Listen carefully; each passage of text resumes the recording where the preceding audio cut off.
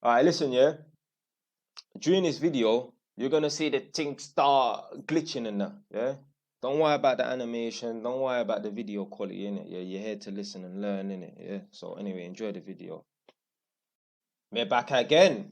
Mm-hmm. By the book, by the book, by the book, by the Ross Clark book. Big up the Jamaican flag. That's my Ross Clark flag. Born in England, but man a Jamaican still. I would never want to live out there though. There's just not much opportunity out there. Why do you think all the Jamaicans want to come over here, innit? You know, there's just no opportunity. It's the sort of place you want to go and retire and that, but it's not the sort of place you want to go to build a life. Not if you have big dreams and ambitions and goals and that. Funny enough, obviously it's 2023 right now.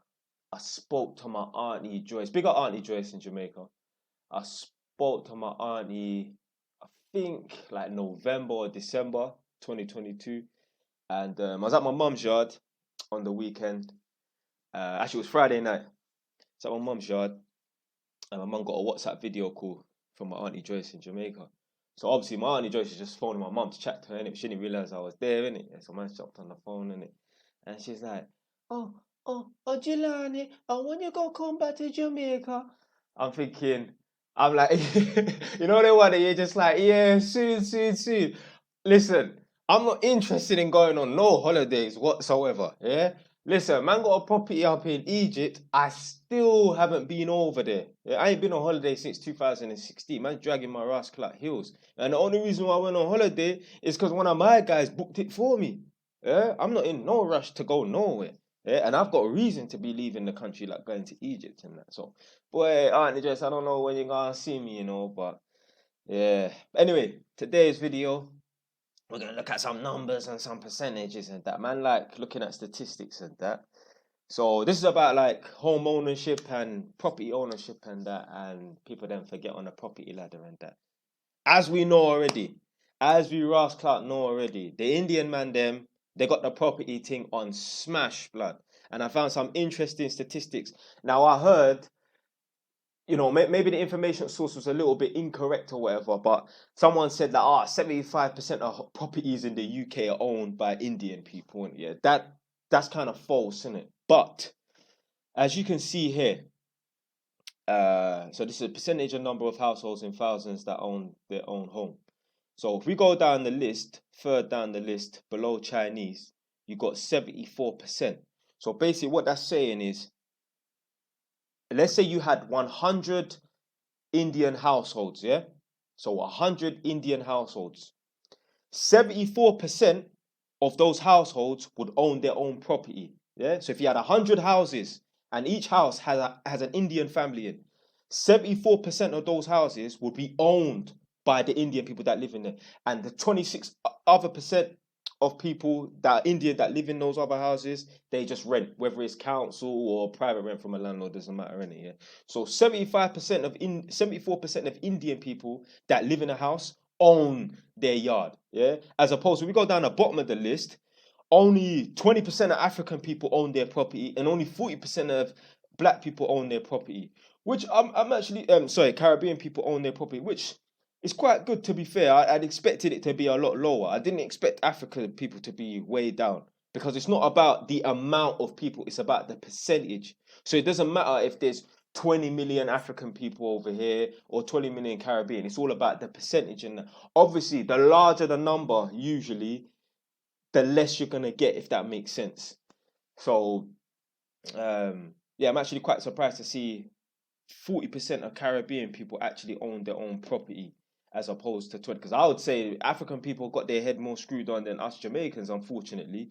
So I would have said that I would have thought the African people would have owned their own property more than the Caribbean people and that. But it's just funny that Indian people, they own so much property in the UK, but there's actually so little of them. Like I was actually trying to find some statistics in that to see how many properties Indian people own in the UK.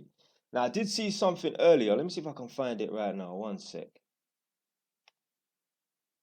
Yeah, that's it. So basically, I was reading some little blog page or whatever, some little website or whatever in it, and it was saying something along the lines of the average Indian person owns 5 properties. So that does not mean, because remember it's averages, yeah? You take the least versus the most and you find the average, yeah? So that doesn't mean if you go out to an Indian person who's 30 or 40 years old, that doesn't mean that the average Indian person is going to own 5 properties. The reason why it's so high for the average person is because they're taking into account the Indian man that owns 20 properties, the Indian man that owns 30 properties, and the Indian man that just owns 1 or 2. So when they add up all the numbers and do the average and that, it says the average person owns 5 properties and that. So it's like saying, I don't know, it's like saying the average height in the UK is 5'9". No, it's not, blood. The average height for a man in the UK is not 5'9". When I walk down the street, a lot of guys have 2 or 3 inches on me. The reason why they come to the average of 5'9" being like the height of 5'9" being the average in that is because they account for all the men that are all 5'3" as and are 6'3" in that. So that's how they kind of find the average. But I'm telling you, the average height for a man in the UK is not 5'9". But statistically speaking, it is. But if you walk down the road as a 5'9" man, a lot of guys are going to be taller than you. Therefore, the average height for a man in the UK is not 5'9". They say, oh, the average height for a woman is 5'3" in the UK. That's bullshit. The average height for a woman in the UK is about 5'7", because most women that I walk past, they have like 2 inches less than me. The average height is about the same height as my gal. Most women are not 5'3". A lot of women these days are 5'7". And you can't look at it. That's the thing. They take into account all these old people and that. I go running around this local area and that. And most of the school kids that are in fucking year 10 and year 11, they're bigger than me. Or at least the same height as me. And they're only, what, 15, 16 years old. They still got a couple of years growing and that. Well, apparently, I think men stop growing at the age of 16 or 18, but they grow outwards. But I don't know. I've been this height since I was 15. So when I was 15, I was like a decent height for a youth, man. 5'9" at age 15 and that. But I just stopped growing. I never stopped growing past the age of 15. I never had those growth spurts. You know, like certain men, after their 6 weeks holiday, they'd gain 6 inches and that. No, not me. Not me, man. But yeah, black people, we need to take a leaf out of Indian people's book. We need to start buying up more property, blood. That's it, man. It's just crazy how Indian people have so much properties in it because they got their heads switched on. I was reacting to a podcast the other day and a man's talking about, oh, the only way black people are going to have the upper hand is if black people are in government. That's bullshit. We don't need to be in government. We don't need to be in government. We don't need to have our own people in government in order to make something of ourselves. Look at Indian people. Look at Asian people. They've been thriving since way before Rishi Sunak or Sadiq Khan popped up and jumped on the map, blood. Yeah, so if they can, we can. You go to them, this is the thing as well. You go to areas, let's say for example, you got an area that's dominated by a certain ethnicity of people. Let's say for example, you go to Tottenham, mainly black people there. It should be mainly black people that own the properties there. No, it's not. It's the council and it's probably Indian man that own properties. You go to a white area, it's mainly white people that own the properties. You go to an Indian area like Ilford or Hounslow, it's mainly Indian people that own the properties over there. Because statistically speaking, one in every Indian person owns about 5 properties in that. And obviously I explained, you know, how that's not 100% true as opposed to every person that you're going to meet in that. But yeah, man, we need to just jump on this property thing, man. You have to think to yourself, every ethnicity, every set of people them that are doing well in this country, they all have a lot of properties.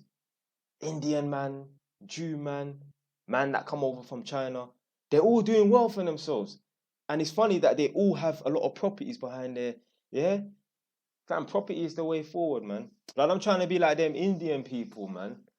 So my most recent property that I bought, mad story. So man's doing this contract work, get me working in the tenants yards in Northampton. I went to some older white woman's yard. She's like 60 something. So I'm like, oh, what's the neighbours like around here, innit? Boom. So anyway, she told me, oh yeah, this one's all right over there. That one's a bit of a nuisance, but by and large, they're all okay. Cool. She was like, oh, how come you're asking, innit? And I just said, oh yeah, I've got a couple of properties in the local area and that. I was just wondering like where the place is to buy and the place is not to buy, innit? Because there's certain places in Northampton I would not be wasting my money buying a Ross Club property, innit? So when I said that, she said, "Oh, oh, oh, you bought number 11." I said, "What? How do you know that?" She's like, "No, sorry, no. Number 11 is my daughter's property. You bought number 12." I was like, "What?" I was like, "Oh," I was like, "Oh, that chick there's your daughter." Yeah, she was like, "Yeah." I was like, "Rah, imagine that small world. What are the chances of that?" I was went to some random woman's yard. Where my property is, I mean, yeah, it's not close to where this woman lives, and yeah, it's just far away, innit? Like you wouldn't want to walk it, and I don't even know how long it would take. Like 20 minutes to walk, and that. It's mad. Obviously, there's not that much black people in Northampton, so I mean there is, but there ain't at the same time, innit? You're like, there's people from Northampton that will watch this and think, oh no, there's plenty of black people in Northampton. Blood, come to my area, come to Tottenham as well, blood. You know about black people, yeah. So I don't know how she was able to put two and two together. I think, do you know what it was? I think they heard that a man, yeah, I do work on behalf of the council, innit? And I don't know, I think they just put two and two together, in it. And the woman just put two and two together. But anyway, so I own, these are fictitious numbers, innit? Yeah, but let's say I own number 12, and this woman who's 60 odd, her daughter owns number 11. Her daughter wants to sell the property. So the mum didn't tell me that. The mum just said obviously the daughter owns property. So anyway, the daughter is the chick who lives opposite. She put a note through my door saying, "Oh, can you tell through my property door? Oh, can you tell your landlord that I want to sell my property and I heard he buys properties and I tell him to get in touch with me because I didn't have her number or nothing in it." And funny enough, I was gonna go and give her my number just in case anything happens and that she can contact me in it. So boom, let me turn my phone aside. So one sec. Probably Nadia. Anyway, um, yeah. So she put a note through my door, and then my tenant forwarded it on to me and said, yeah, basically the chick next door saying that, yeah, I heard your landlord buys properties and that I'm looking to sell my property soon. Tell him to let me know if he's interested in that. So I'm thinking, boy, man can own two properties. So it's just like one of them blocks there where you walk on from the street or whatever. There's no main door entry or nothing like that, and there's two properties on the ground floor and then two on the first floor and that. So potentially, as long as I'm able to do this remortgage ASAP and get enough money, I can buy the property that's opposite. So man's really gonna be moving like them Indian man there. Yeah, well, I've got two properties on the same street or the same block, blood. But I might not do it. I'm thinking of it like it's a good idea and that, but I'm thinking maybe not. Because basically soon I had to phone up Northampton Council because soon they're gonna be doing some major works and that, windows, roofing, guttering, all this crap in it. So I said to the girl on the phone that, she was like, "Well, I can't give you an exact price in it." Yeah, I'm like, "All right, cool. Give me a like an estimate. Yeah, just a guesstimate. It doesn't matter in it. Yeah, I just need to know sort of a ballpark figure what I'm dealing with in that. I don't want to just sit and not know because it could be a grand or it could be 10 grand. Man's heard some horror stories in that. Although obviously my block don't have a lift, I've heard some horror stories here where someone I know, their block had a lift and the lift needed changing or something. They wanted to charge man like that everyone in the block like 10 grand, and there was only about 4 people that owned their property in the block. What? That's 2.5 grand each, blood. Are you mad? So yeah, I want to know what I'm dealing with and that. So anyway, I phoned up Northampton Council and they said, the works that were done to a similar block costed about 4,000. So you're looking at about 4 grand. So I said, that's cool. Obviously, I don't have to pay the 4 grand at once. They said, yeah, you can set up a payment plan and pay a minimum of £1,000 a year. So yeah, for the next 4 years, I could pay £1,000 a year. That's cool. That's nothing, because if you break it down monthly and that's £100, isn't it? Or about £80 a month for the next 4 years. That's just for my property. If I buy the property opposite, then that's an extra 4 grand. So I don't know. I might do it, I might not do it, innit? But it's gonna be more of an ego thing. Yeah, I bought both properties. I own the top of the block. Yeah. This is real, like, you get me? You see the man them on the ends, they try and own the block by bullying and scaring out people. No, I'm gonna be one of the man them who own a block by putting down some Ras Clark money, fam. Yeah. So yeah, I don't know. I might do it. I might not do it, innit? Yeah. But Yeah, literally, we need to take a leaf out of the Indian man them's book. Their man, they buy out the whole of the street. Even there's an area called Standon's Barns in Northampton. I was doing some work at one of the tenants' houses, and there's a shop around the corner called Londis. And I can't remember, me and the tenant was talking about the shop, and she was like, "Yeah, the guy who owns the shop, the Indian man," because I've been in there a few times when I've been in that area. Every now and then I go down there. She said, "Yeah, the man that owns the shop, the Indian man, he owns most of the properties on this estate." I'm like, "Rah." Them man, they don't play about. Stamford Hill, the Jews, big them up, blood. Them man, they buy up all the fucking properties in Stamford Hill and Clapton. I think it's Clapton Pond. But basically, Stamford Hill touches borders with certain parts of Clapton and that. Them man, they own up all the fucking properties. Even one time, when I was working for Holmes to Haringey, an empty property came about. So I'm in there doing a rewiring, whatever, working there on my own. And some guy come knocking on the door, a Jewish man. His name was Joshua, yeah? Come knocking on the door. So actually, to be fair, the first time I was there, I was with one of my work colleagues. He was just helping me out because he had no work or whatever. So my work colleague, he answered the door, and the guy's talking about, yeah, I just want to know, like, if this property is going to come up for sale and that, what can I do? Who can I speak to from your company so I can buy this property and that?